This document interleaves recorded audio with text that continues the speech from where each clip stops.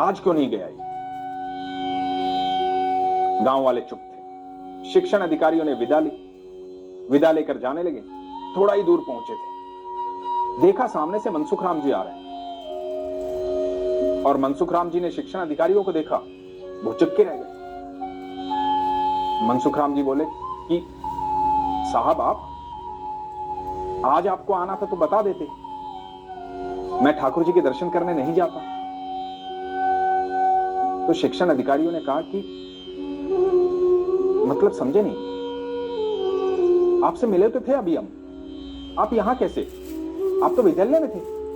मनसुख राम जी ने कहा कि क्या मतलब?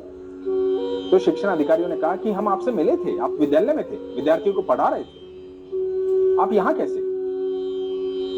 मनसुख राम जी समझ गए, ये मेरे ठाकुर की लीला है। मनसुख राम जी बोले कि मैं तो अपने ठाकुर के दर्शन करने गया, तो मेरी जगह वहां ठाकुर जी खड़े। ठाकुर जी मेरी नौकरी कर रहे थे, ठाकुर जी बच्चों को पढ़ा रहे थे।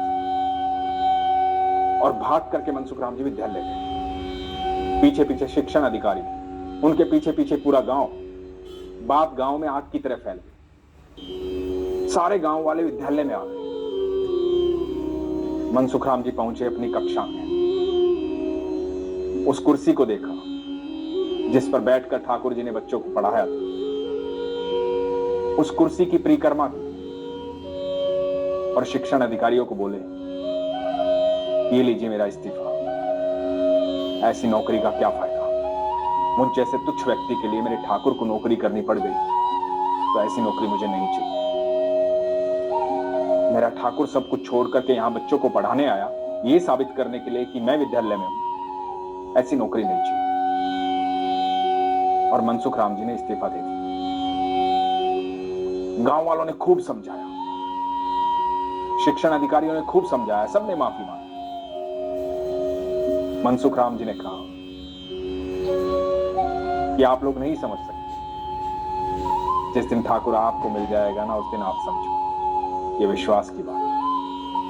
यही तो मैं आपसे कहता हूं, जिस दिन ठाकुर जी आपको मिल जाएंगे, जिस दिन आपका विश्वास अनुभव में बदल जाएगा, उस दिन जीवन का हर पल चमत्कार हो जाएगा। लेकिन उसके लिए सबसे जरूरी चीज है विश्वास।